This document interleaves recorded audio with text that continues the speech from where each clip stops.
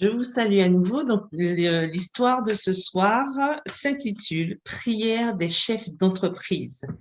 C'est l'histoire de Ki Yong Kyung et qui a 56 ans et qui habite en Corée du Sud.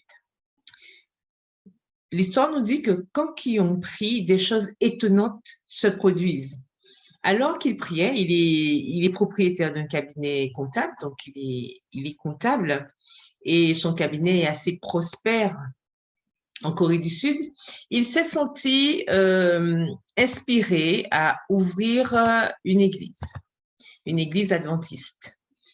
Dans son inspiration, évidemment, il en a parlé aux différents responsables d'église et il a pu ouvrir, ils lui ont donné un ancien bâtiment non loin de chez lui et 40 personnes, on nous dit, ont été baptisées la première année.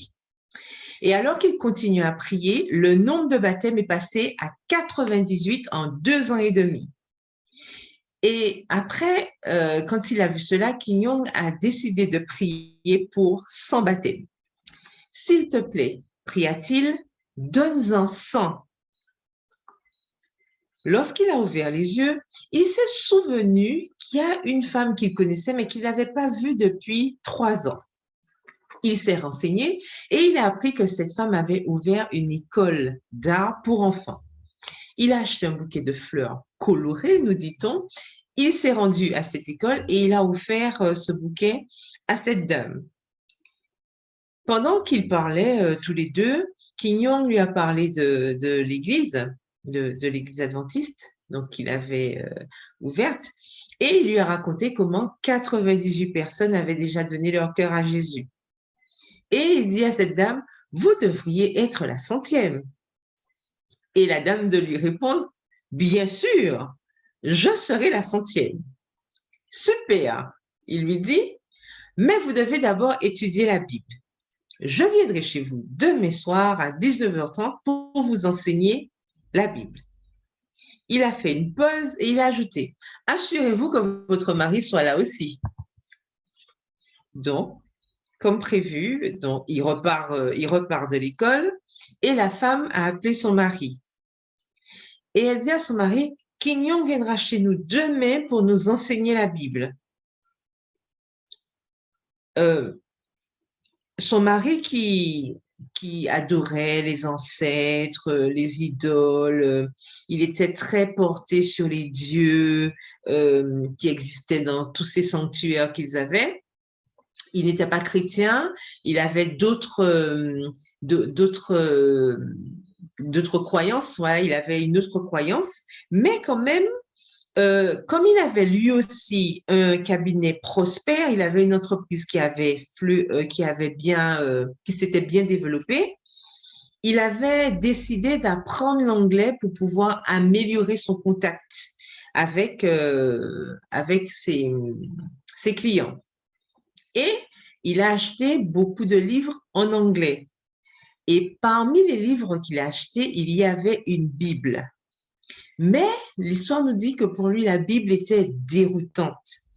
Il lisait la Bible à son bureau, mais il avait du mal à la comprendre. Il comprenait bien sûr les mots en anglais, mais il ne pouvait pas comprendre ce qu'ils signifiaient. Finalement, en désespoir de cause, il a décidé de prier le Dieu de la Bible, nous dit-on. Si tu es le vrai Dieu, a-t-il dit dans sa prière, alors envoie-moi quelqu'un pour m'apprendre à comprendre la Bible. Et cette prière, il l'avait faite à haute voix. Et à ce moment, son téléphone a sonné et c'était sa femme qui lui annonçait les études bibliques avec Ki Yong. L'histoire nous dit que ce monsieur est resté ébahi. Il était stupéfait de ce que sa femme lui annonçait. Il est resté sans bouger sur sa chaise pendant un long moment. Il a senti comme un éclair qui avait traversé tout son corps, depuis la tête, tout au long de la colonne vertébrale jusqu'aux pieds. Le lendemain, donc, Ki Yong, comme prévu, est arrivé chez le couple et il a été super étonné de se rendre compte qu'ils étaient tous les deux prêts à étudier la Bible. Et il y avait même leurs enfants. Ils avaient 2 enfants adultes et leurs enfants étaient là aussi pour étudier avec leurs parents. Et Quignon s'est rendu compte que Dieu avait répondu rapidement à la prière du père de cette famille. Donc, la famille a étudié la Bible comme prévu et ils ont accepté ce qu'ils avaient appris. Ils ont donné leur cœur à Jésus et en réponse à la prière de Quignon, nous nous rendons compte que Dieu n'a pas donné 100 baptêmes, mais 102 baptêmes.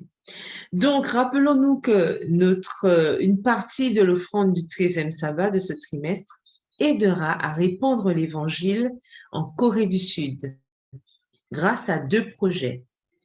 Un centre d'accueil pour les enfants immigrés dans la ville d'Onsan et un centre de sensibilisation missionnaire dans la ville de Daegu.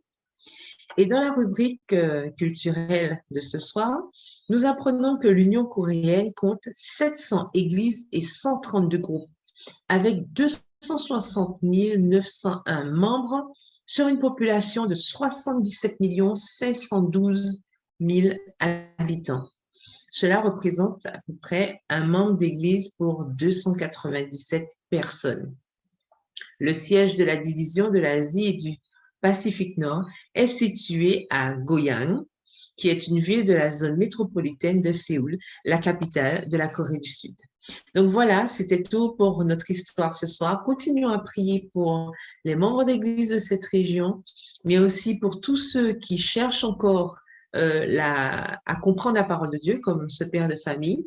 Et nous espérons que nos offrandes permettront à l'Évangile de continuer à faire son chemin afin que d'autres puissent apprendre à connaître notre Père Céleste. Que Dieu vous bénisse. Bon sabbat à tous. À bientôt.